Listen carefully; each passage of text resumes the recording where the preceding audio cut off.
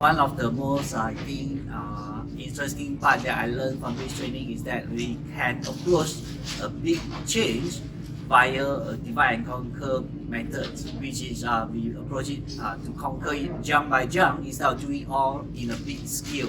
What I've learned from the course today is that change is inevitable, and it's a process, not just a process, but we need to keep it like a smooth process in order to easily onboard people into the change mindset. So.